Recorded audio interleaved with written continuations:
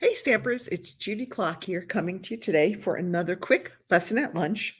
And today I want to show you how to do what's called the Joseph's coat technique. So for this technique, I'm going to start off with a piece of our basic white. This is a quarter of a sheet, so it's 5.5 by 4.25.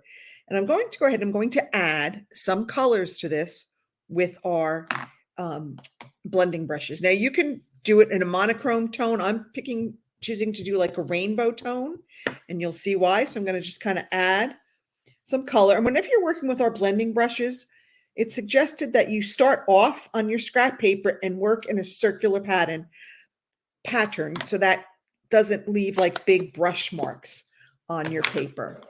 So I'm just going to come in here and I'm just going to add all these colors kind of wherever I want. And that one I didn't start off. And you see how I got that big blop in the middle? I didn't follow my own instructions. Okay, but we're just going to work with these. Let me get these two out of the way.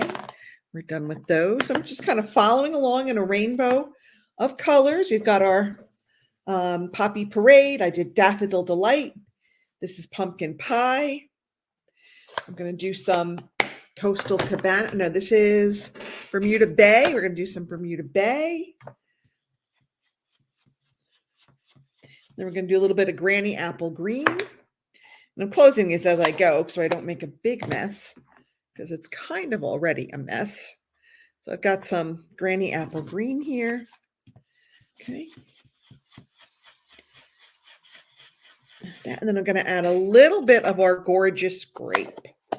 So let me get our Gorgeous Grape. Okay. Just going to add some Gorgeous Grape. Okay. What I love about this is that you can get it to be as light or as dark as you want. So if I want to go over that purple, I can just keep going over it. Okay, so now that I've got my colors laid down, I want to go ahead and I'm going to stamp this in some Versamark, and then I'm going to heat emboss it with some clear embossing powder. So I'm going to place this on our Stamparatus. Let me make sure that my stamp will cover it. That looks pretty good. So now I want to ink up my stamp. Put this out. I'm just move this to the bottom for a minute. I want to ink up my stamp with some Versamark. Now make sure that you ink this up really well because you want to make sure that you're going to get that good adhesion with our clear embossing powder. Okay. So what this does is when you have clear embossing powder, it allows whatever color is underneath it to come through. So I'm going to show you what we're going to do because after we emboss it with clear embossing powder, we're going to go back over it with another darker color, like a navy blue or a black. Okay, I'm going to use Night of Navy, but you'll see how cool this is going to look. Okay, I'm going to put that down. I'm going to bring in my trusty pressure tool. Again, this is made for me by one of the Crafty Fox's team members. Wendy made this for us. I love it. It is such a handy tool. It's one of those things that you use on an air hockey table to move the puck. I really should learn what the name of these things are. But it works out great. Okay. All right. Pull that off. All right. Now, let me move this. Okay. Now we're going to take this. Being careful. I don't want to smudge my stamped image. And I am going to add some clear embossing powder to it. Okay. Okay, let me just make sure I get that all on. I want to get some good adhesion. Okay. Do that. Okay. All right, there's some over here. It got onto the other things, but that'll be all right. Let me move that out of the way. Let me bring in our heat tool. And you'll see as it starts to become, I guess, activated, it will become shiny. So you'll be able to tell, but it's going to be a little bit noisy while this is going. And you'll see it'll become shiny as the embossing powder gets set. You see it's becoming shiny. So that's how you know that it has been set. Look at those gorgeous colors coming through that clear embossing powder. I love the spiral die. I think it's such a great die, and it's perfect for this technique. Okay, so I love using our blending brushes and just laying down some colors on there. We've got all these gorgeous colors. I went with the bright, except for pumpkin pie. All of the other colors are from our Brights color family. Brights doesn't really have a good orangey color, so I opted with the pumpkin pie. That was the color that I wanted. Okay, that looks pretty good. Let me make sure over here is all done. All right, that looks pretty good. Let's turn that off. Okay, now we're going to bring in our Night of Navy.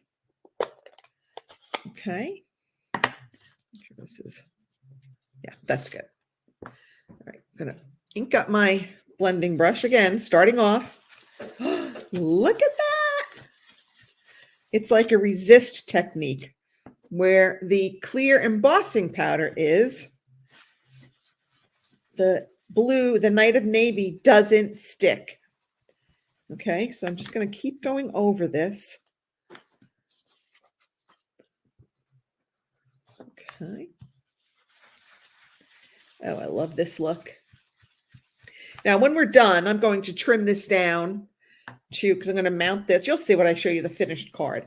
I'm going to mount this on another piece. This will trim down to about 3 3/4 by 5, because it will end up being the second layer. Okay, now I think I want to get a little bit more Night of Navy on there. So I'm going to come back over it because I want it to be really dark. And I could have used our Memento Tuxedo Black, but I wanted to see how it would look with the Night of Navy. And I had a lot of, looks like I had a lot of extra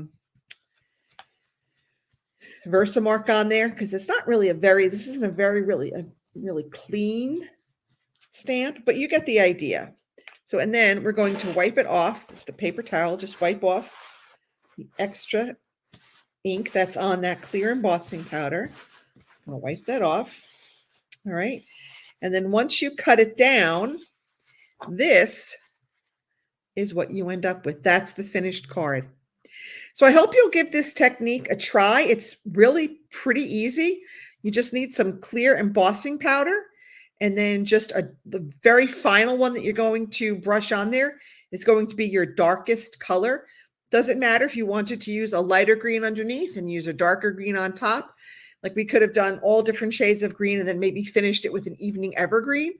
That would have worked too, but just make sure that your darkest color is the last one to go on, and that will cover up all the other unembossed areas. Just let those beautiful embossed areas show through. All right, that's it for this edition of Lesson at Lunch. I will see you all next week. And if you haven't yet subscribed to my YouTube channel, I would be so grateful if you would. I would love to get to 500 subscribers by the end of this year. All you need to do if you're watching this on YouTube is just click that little subscribe button and then click the bell icon so that you are notified when I have uploaded new content. Have a good day, everybody. Bye.